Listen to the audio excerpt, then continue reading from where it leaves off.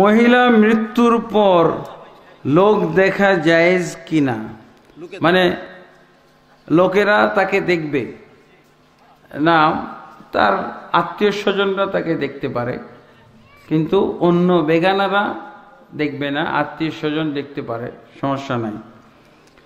নামাজের সময় নারীদের পর্দা। নামাজের সময় নারীদের পর্দা হলো তারা পুরো শরীর ঢেকে রাখবে চেহারা বাদ দিয়ে, পাও পুরাটা ঢেকে রাখবে, পায়ের উপর অংশ বিশেষভাবে ঢাকা থাকতে হবে যেন প্রকাশিত না হয়, এবং হাতের কবজি পর্যন্ত বের হয়ে থাকবে, চেহারাও বের হয়ে থাকবে। তবে বেগানা পুরুষের উপস্থিতিতে যদি সালাত পড়তে হয়, যেমন মসজিদুল হারামে যে কিন্তু ওইভাবে সালাত পড়তে হয়, তো এরকম যেমন মিনা, মুজদালেফা ইত্যাদি বিভিন্ন জায়গায় অনেক সময় পরপুরুষের সামনে, তখন চেহারা ঢেকে পড়তে পারবে, কোনো সমস্যা নাই। আয়েশা রাদিয়াল্লাহু আনহা এইভাবে পর্দা করতেন এহরাম অবস্থাতে।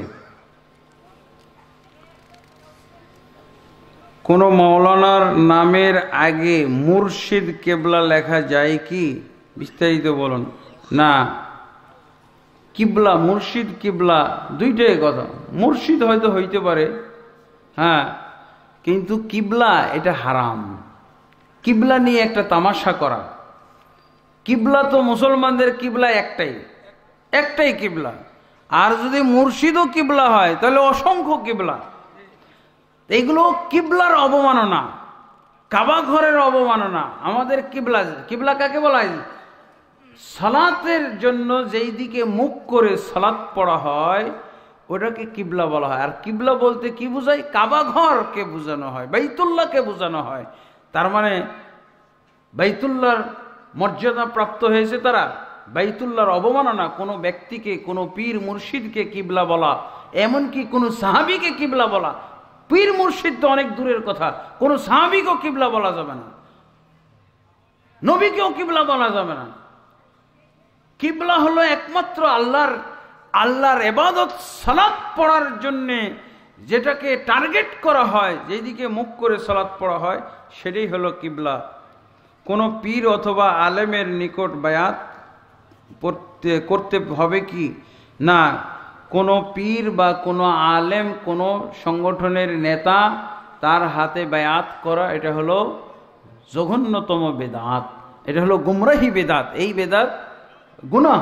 এই বায়াত হলো একমাত্র একজন লোকের জন্য এবং একটি পদের অধিকারী ব্যক্তির জন্য। একজন লোকের জন্য একটি পদের অধিকারী, পদ একটাই। কোন পদটা? একটা, হ্যাঁ, রাষ্ট্রপতি, খলিফা, এই পদটা একটাই। এই এক পদের জন্য, এক পদের অধিকারী ব্যক্তির জন্য, ইসলামী রাষ্ট্রের যিনি খলিফা হবেন তার জন্য বায়াত হবে, তার জন্য বায়াত হবে, আর কারো জন্য। কেন? বায়াতকে বলা হয় ঐক্যের প্রতীক। ঐক্য অক্ষুণ্ণ রাখার জন্য, ঐক্য বজায় রাখার জন্য এই ব্যবস্থা, বায়াত করতে হবে। তাহলে কার কাছে বায়াত করলে ঐক্য অক্ষুণ্ণ থাকবে? এই রাষ্ট্রের যিনি রাষ্ট্রপতি হবেন, কোন ইসলামী রাষ্ট্রের যিনি রাষ্ট্রপতি, তার যদি সবাই আমরা বায়াত করি, অঙ্গীকার করি যে আপনার আনুগত্য করব আর কারো আনুগত্য করব না, তাহলে ঐক্য থাকলো না। ঐক্যের প্রতীক এটা। আর আমি যদি বিভিন্ন হুজুর, বিভিন্ন পীর মুর্শিদের বায়াত করি, তাহলে এটা হবে অনৈক্যের বায়াত, বিভক্তির বায়াত, দলাদলির বায়াত। মসজিদ মাদ্রাসা, আরেকটা প্রশ্ন, মসজিদ মাদ্রাসা, এতিমখানা ইসলামী ধর্মসভায় দান করিলে উক্ত দান সঠিকভাবে ব্যবহার না হলে দানের সওয়াব পাওয়া যাবে কিনা? হ্যাঁ, অবশ্যই পাওয়া যাবে। তবে যারা মানুষের দানের টাকাকে আত্মসাৎ করে, তসরুফ করে, এদের জন্য তারা গুনাহগার হবে। আর যিনি দান করেছেন তিনি সওয়াব ঠিকই পেয়ে যাবেন। সওয়াবের ক্ষেত্রে তার কোনো ঘাটতি হবে না, কোনো কমতি হবে না। মাযহাব মানা যাবে কিনা? না, মাযহাব যদি, মাযহাব অর্থ যদি ইসলাম, অনেকেই মাযহাব বলতে ইসলাম বুঝায়, ইসলাম ধর্ম। ইসলাম ধর্ম যদি বোঝানো হয় তাহলে মাযহাব তো মানতেই হবে, ইসলাম ধর্ম অবশ্যই মানতে হবে। আর মাযহাব বলতে যদি কোনো ইমামের নামে দল তৈরি হয়েছে, এই দল মানা যদি উদ্দেশ্য হয় তাহলে এটা নিষিদ্ধ, হারাম। কারণ ইসলামে দলাদলি করা হারাম, ইসলামে মুসলমান সমাজকে বিভক্ত করা হারাম। যদি আমি বলি মাযহাব মানা ফরজ, তাহলে 4 দলে বিভক্ত হওয়া ফরজ হয়ে গেল। এটা এই ফরজ মানলে ইসলাম থাকবে? মুসলিম সমাজের অখণ্ডতা থাকবে? অখণ্ডতা থাকবে? ধ্বংস হয়ে যাবে, বিভিন্ন দলে দলে বিভক্ত হয়ে যাবে। 5 ওয়াক্ত নামাজের মধ্যে কেউ যদি 2-3 ওয়াক্ত পড়ে তাহলে উক্ত নামাজের সওয়াব পাওয়া যাবে কি? বক্তব্যের মধ্যে এসে গেছে এরকম সওয়াব। কারণ 5 ওয়াক্ত নামাজই ফরজ। ফরজ মানে কম্পালসারি। কম্পালসারি সাবজেক্ট একটা বাদ দিয়ে দিলেই ফেল। আমরা কি দেখি? মানুষের কম্পালসারিতেই ফেল। ম্যাট্রিক পাস করার জন্য 10 সাবজেক্ট কম্পালসারি, আর কম্পালসারির আরবিটা কি? ফরজ। ফরজ, এই ফরজ সাবজেক্ট যদি কেউ না পালন করে, 9 সাবজেক্টে গোল্ডেন উঠাইছে কিন্তু 1 সাবজেক্টের ফরজ আদায় করে না, তাহলে কি হবে? ফেল হবে না? পাকা ফেল না কাঁচা ফেল? পাকা ফেল। 100 বছরও যদি বেঁচে থাকে সে নিজেই বলবে আমি ম্যাট্রিক ফেল। কারণ কি? ও কম্পালসারি শব্দের অর্থ বুঝে, এই জন্য কম্পালসারি। তো ফরজ শব্দের অর্থ হলো কম্পালসারি। 5 ওয়াক্ত নামাজই হলো ফরজ। 5 ওয়াক্ত নামাজ ফরজ না, 5 ওয়াক্তই কম্পালসারি। কেউ যদি 1 ওয়াক্ত ছেড়ে দেয় তাহলে সেই নামাজে ফেল। আর আল্লাহ মানুষের কম্পালসারি সাবজেক্টে ফেল করলে জাহান্নামে যেতে হবে না, জান্নাত থেকে বঞ্চিত হবে না। কিন্তু আল্লাহর কম্পালসারি সাবজেক্টে যারা ফেল করবে তারা জাহান্নামে যাবে, তারা জান্নাত থেকে বঞ্চিত হবে, জান্নাত থেকে মাহরুম হয়ে যাবে। এই জন্য 1 ওয়াক্ত নামাজও ছাড়া যাবে না। নামাজ না পড়ে রোজা রাখলে রোজার সওয়াব পাওয়া যাবে না। এটা শুধু উপোস থাকা হবে, না খেয়ে কষ্ট করা হবে, কোনো লাভ নাই। জর্দা সিগারেট খাওয়া কি হারাম? হ্যাঁ, অবশ্যই হারাম। তবে যারা খায় ওরা মকরু বলে, বুঝেছেন? হ্যাঁ, মকরু মানে কি? ঘৃণিত কাজ। ঘৃণিত জিনিস কি ভালো হয় নাকি? সব হারামই তো মকরু, ঠিক আছে না? সব হারামই তো ঘৃণিত। এই জন্য এটা শুধুমাত্র ধোঁকা দেওয়ার একটা শব্দ, মকরু। কে বলে? যে হুজুর জর্দা খায়, যে বিড়ি সিগারেট খায়। সিলেটের নোয়াখালী এলাকায় হুজুররাও, মসজিদের ইমামরাও বিড়ি সিগারেট খায়, বুঝেছেন? তাহলে সেই ক্ষেত্রে মকরু বলবে। আর আমাদের এইসব ঢাকা এলাকায় হুজুররা জর্দা খায় আর সাধারণ পাবলিক বিড়ি সিগারেট খায়। তো জর্দা খাওয়াকে বৈধ মনে করে, হ্যাঁ হালাল মনে করে, আর বিড়ি সিগারেটকে হারাম মনে করে। এটা ঠিক না, বরং জর্দাটা আরো বেশি করা হারাম। কারণ এটা তো ডাইরেক্ট খাইতেছে, আর ওরা তো ধোঁয়া খাইতেছে, ধোঁয়া উড়াইতেছে শুধু। যদি হারাম হয় কোরআন ও হাদিস দ্বারা আলোচনা করুন। কোরআন ও হাদিসে আল্লাহ রাসূল সাল্লাল্লাহু আলাইহি ওয়াসাল্লাম তো স্পষ্ট বলে দিয়েছেন, কুল্লু মুসকিরিন খামরুন মা আসকারা কাসীরুহু ফাকালিলুহু হারাম। প্রত্যেক মাদকতা সৃষ্টিকারী বস্তুই হলো মদ। এবং যে খাদ্য, যে পানীয় মাদকতা আনে, সেটা বেশি খেলে যদি মাদকতা আসে তার বিন্দু মাত্র হারাম। রাসূলুল্লাহ সাল্লাল্লাহু আলাইহি ওয়াসাল্লামের ডিউটি ছিল ইউহাররিমু আলাইকুমুল খাবায়েস। মুহাম্মদকে পাঠানো হয়েছে, সূরা আরাফের মধ্যে আল্লাহ বলছেন মুহাম্মদকে এই জন্য পাঠানো হয়েছে যত দুনিয়াতে নিকৃষ্ট জিনিস আছে সেগুলোকে হারাম করার জন্য। তো বিড়ি সিগারেট জর্দা এটা নিকৃষ্ট না ভালো জিনিস? নিকৃষ্ট। আপনি এটা বেশি যদি খান, যারা খেয়ে অভ্যস্ত তারাও মাতাল হয়ে যাবে, তারাও হুঁশ হারিয়ে ফেলবে। মান্নত কি কোনো শর্ত করে মান্নত করা জায়েজ আছে? মান্নত করা জায়েজ আছে, কিন্তু ইসলামে মান্নত নিরুৎসাহিত করা মানে আল্লাহর সাথে শর্তে আবদ্ধ, চুক্তি করতেছেন, আল্লাহ তুমি যদি আমার রোগটা ভালো করে দাও তাহলে আমি খাসিটা দেব, আর যদি রোগটা ভালো না করে দাও তাহলে খাসিও পাবে না। তো মান্নত করাটা একটা আল্লাহর সাথে বেয়াদবির মতো মনে হয়, কিন্তু এরপরও এটা ইবাদত। কেউ যদি মান্নত করে ভালো কাজ করার, তাহলে অবশ্যই এটা পূর্ণ করতে হবে। কিন্তু মান্নতের কারণে কি হয়, আল্লাহর আপনাকে সেই স্বার্থ উদ্ধার করে দেওয়া প্রযোজ্য না। আপনার হইতে পারে, না হইতে পারে, তবে একটা কাজ হয়, বখিলির থেকে কিছুটা রেহাই পাওয়া যায়।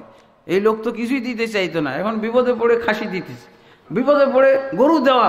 এই যে দান করা শিখলো, মান্নতের মধ্যে এই উপকারটা হয়, ঠিক আছে। তবে মান্নত করলে পুরা করার কথা রাসূলুল্লাহ সাল্লাল্লাহু আলাইহি ওয়াসাল্লাম বলেছেন। মান নাযারা আন ইউতি আল্লাহ ফালিইতিহু, যে ব্যক্তি আল্লাহর আনুগত্যের কাজ করার জন্য মান্যত করেছে সেই জন্য সেটা পূর্ণ করে, আর যে ব্যক্তি কোনো গুনার কাজ করার জন্য মান্যত করেছে সেটা যেন সে পূর্ণ না করে।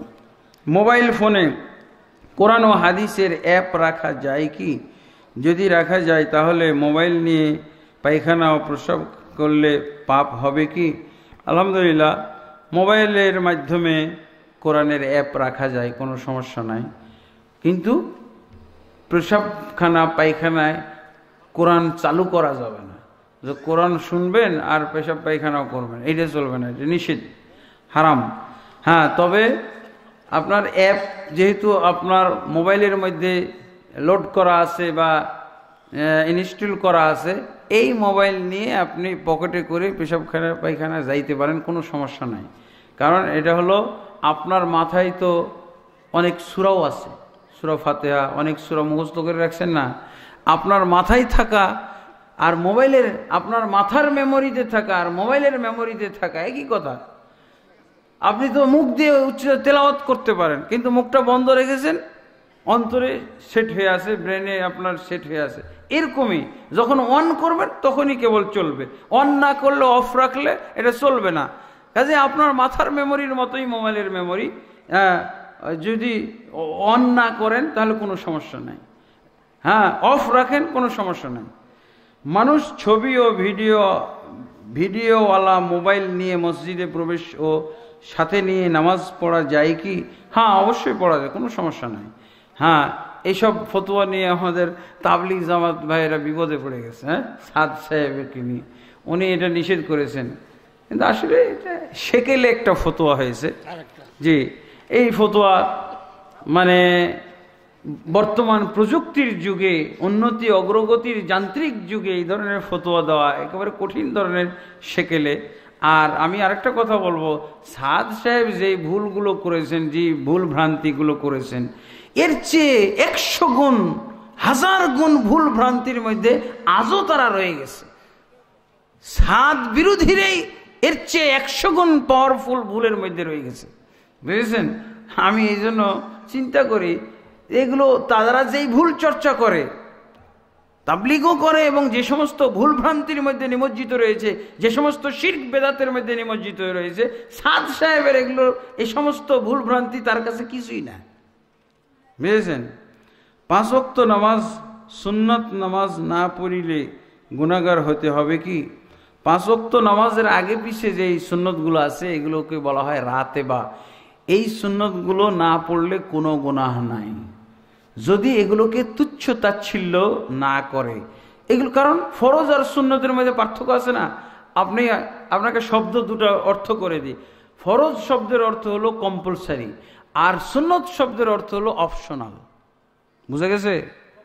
হ্যাঁ, ফরজ অর্থ হলো কম্পালসারি, বাধ্যতামূলক, আবশ্যিক, অবশ্য পালনীয়। আর সুন্নতের অর্থ হলো কি? আরেকটা আরবি শব্দ দিয়েও বলা যেতে পারে নফল।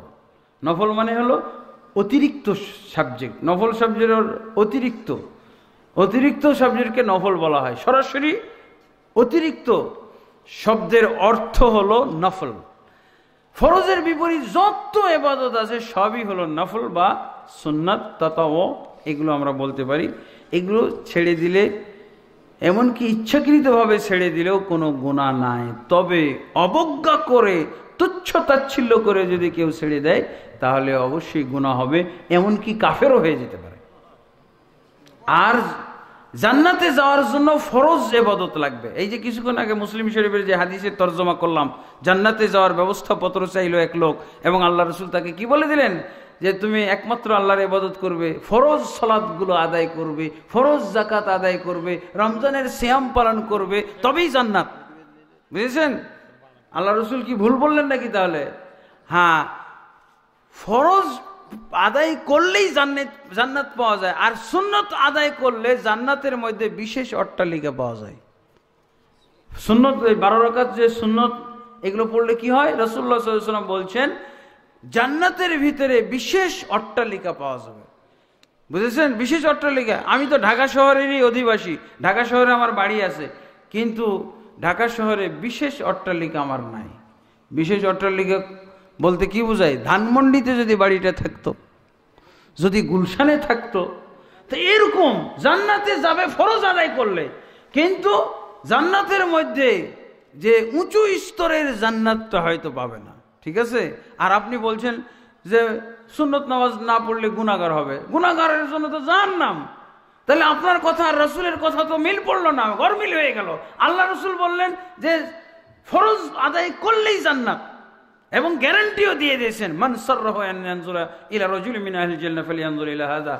যে ব্যক্তি এই 4টা ব্যবস্থাপত্র নিয়ে চলে গেল রাসূলুল্লাহ সাল্লাল্লাহু এবং বলে গেল, ইয়া রাসূলুল্লাহ, আপনি যা বলে দিলেন কমও করব না বেশিও করব না, কমও করব না বেশিও করব না। রাসূল কি বললেন? মান সাররাহু আন ইয়ানজুরা ইলা রাজুলিন মিন আহলিল জান্নাহ ফালইয়ানজুর ইলা হাযা। তোমাদের কোনো ব্যক্তি যদি দুনিয়াতে বসে জান্নাতের কোনো লোক দেখে খুশি হইতে চাও, তাহলে এই লোকটার দিকে তাকিয়ে দেখো, এরই জান্নাতি লোক। এই জান্নাতি লোক কি করতে চেয়েছে? শুধু ফরজ আদায় করবে, সুন্নত একটাও পালন করবে না। কি বলছে? তারপরও জান্নাতের গ্যারান্টি। কারণ কি? হ্যাঁ, ফরজ আদায় করলে, কম্পালসারি আদায় করে নিলেই সে নামাজি হয়ে গেল। আর হাদিসে এসেছে, যে ব্যক্তি 5 ওয়াক্ত সালাত আদায় করে গায়রু ফারিদা, যে 12 রাকাত সুন্নত নামাজ পড়ে দিনে এবং রাতে, গায়র ফারিদা, যেগুলো ফরজ নয়। এই 12 রাকাতের ব্যাপারে আল্লাহ রসুল কি বলছেন? 12 রাকাত সুন্নত পড়ে যেগুলো ফরজ নাই, যেগুলো ফরজ নয়, রসুল ভেঙে দিয়েছেন। দেখেন, তাহলে ওই ব্যক্তির জন্য আল্লাহ তাবারক ওয়া তাআলা জান্নাতে বিশেষ ধরনের অট্টালিকা নির্মাণ করেন। আলহামদুলিল্লাহ, ফরজ আদায় করলেই জান্নাত। আর ফরজের পাশাপাশি যদি সুন্নতগুলো কেউ আদায় করে, তো জান্নাতে যাওয়ার পর বিশেষ অট্টালিকার মালিক হয়ে যাবে। আলহামদুলিল্লাহ। তাহলে হাদিস যেভাবে এসেছে ওইভাবে আমাদেরকে বুঝতে হবে, বেশি বুঝলে আবার সমস্যা হয়ে যাবে। আলহামদুলিল্লাহ, জি, আপনাদের প্রশ্নের উত্তরগুলো আলহামদুলিল্লাহ দিতে পেরে আমি খুশি। আশা করি আমরা এই মুহূর্তে আমাদের বক্তব্যের ইতি টানতে পারি।